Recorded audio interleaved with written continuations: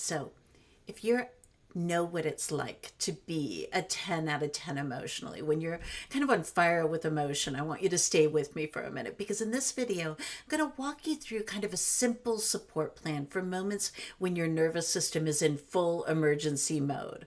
Not to calm you down and not to fix your life, but just to help you not make it worse and stay safe enough to think again or reach out for support. Before we go any further, I want to say this really, really clearly. If at any point you feel unable to keep yourself safe, reaching out for immediate support or emergency service matters. I'm going to say more about this later, but I want that named up front. Let's talk a little bit about what those high emotion 10 out of 10 moments can feel like. A 10 out of 10 can look like pacing the room or being frozen on the floor or crying, shaking, or feeling completely numb. Maybe your chest feels tight. Your thoughts are racing and also blank at the same time. And there may be an urge to send a huge text or to quit something important or to disappear or to do something drastic just to make the feeling stop. And somewhere in the background is a familiar voice maybe saying, "You're overreacting, you're being dramatic, you should be able to handle this." If that's familiar, here's what matters. This is not a character issue. It's a nervous system emergency, not a medical emergency, but a state when your brain is kind of offline. And you might have urges to do something that might make you feel differently in the moment, but will quite probably end up making things worse. So, why does 10 out of 10 hit harder and faster for neurodiverse folks or folks with trauma or folks with BPD? For autistic, ADHD, BPD, and C-PTSD nervous systems, escalation often doesn't happen gradually. It can go from, "I'm okay," to, "This is big," very quickly. Now, the long term trauma that comes from CPTSD can teach the body that threat can come from all kinds of places, like rejection or conflict or being misunderstood or emotional closeness, even, or sudden change. And the idea here is that the nervous system fires as if there's danger when these things happen. Now, for folks with neurodivergent wiring, you can add in higher sensitivity to emotions, slower recovery, stronger internal signals. So when you hit a 10 out of 10, your body isn't asking, "Well, what's the best course of action right now?" It's asking, "How do I make this stop right now?" That's why intense urges show up. Not because you're choosing chaos, not because you're choosing to blow things up, but because your nervous system is trying to reduce pain as quickly as possible. Now, when we talk about crises in mental health world, we talk about crisis skills often. And this is kind of, when I talk about it's an emotional crisis. It's not like something's on fire or the police are at the door. Crisis skills are supposed to be able to help you kind of contain for a moment. They are not supposed to help you calm down or think clearly or be reasonable.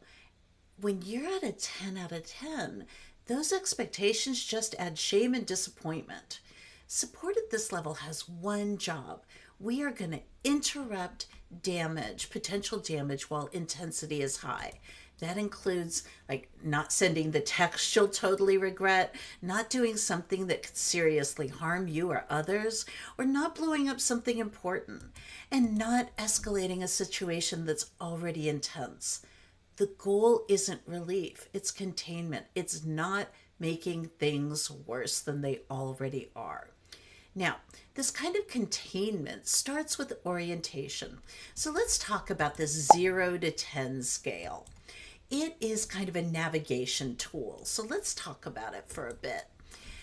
From 0 to 3, let's consider that our green zone. You can think, you have flexibility, you have choices, right? Things are okay, you're fine. 4 out of 7, though, that's where things start to get a little louder. Let's call that the yellow zone. Thinking is narrower, right? Spirals or shutdown may be starting to happen. And 8 out of 10, that's the red zone. That's meltdown, shutdown, panic, or intense urges. Forget about insight. That is not going to land. Your body even feels unsafe at this point. At 8 out of 10, this matters. You don't need better thoughts. You need nervous system support. You need a plan. So let's talk about some steps that can help at 10 out of 10. When you're in the red zone, think small and think concrete. So step 1, pause the next move. No matter what, just freeze. Not forever, just 10 to 30 seconds. And this pause is about interrupting things that tend to make it worse, like rage texting, quitting, escalating conflict, or engaging in self-destructive behavior. You're not deciding what to do with your life. You're not even deciding what to do next. You're deciding not to do the most damaging thing right now. Step 2, let's check basic safety. Ask yourself, am I safe enough right now? Is anyone else in immediate danger? This isn't about feeling okay. This is about preventing irreversible harm. If safety isn't there, this is the point where you reach out for urgent support or emergency services. That's part of the plan. That's not a failure. Step 3, I want you to pick one grounding option. Now that's if you're safe. Not the perfect grounding option, just something that might make this slightly less intense. Now, grounding can work when nothing feels like it might work.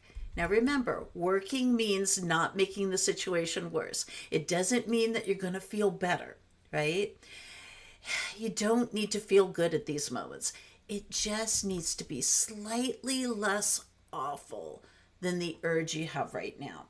Now, a lot of options that people find helpful are cold water on your face, or holding ice, or slowing your breathing with a long exhale. And that means having an inhale, but making sure that exhale is nice and long. Pressing your body into a wall or into the floor. For some people, boy, a weighted blanket at that point really helps. For others, ear defenders or dim lights or a quieter space. For some folks, naming what you can see or feel, right? So I'm going to name 4 things in my room that are orange. Or I'm going to name 5 sensations that I can reach out and feel. Now, if intensity drops even half a point, this is working, right? Time is what's going to bring this intensity down. So going from one grounding opportunity to the next, keep doing them. Keep doing different ones. Do anything other than that urge that's going to blow everything up or shut everything down or cause harm. Now, many people really benefit from having a little safety snapshot available, written down ahead of time, not during a crisis, but when you're calmer. Preparation in advance might include early warning signs or grounding tools you're most likely to use, people or crisis numbers you can contact.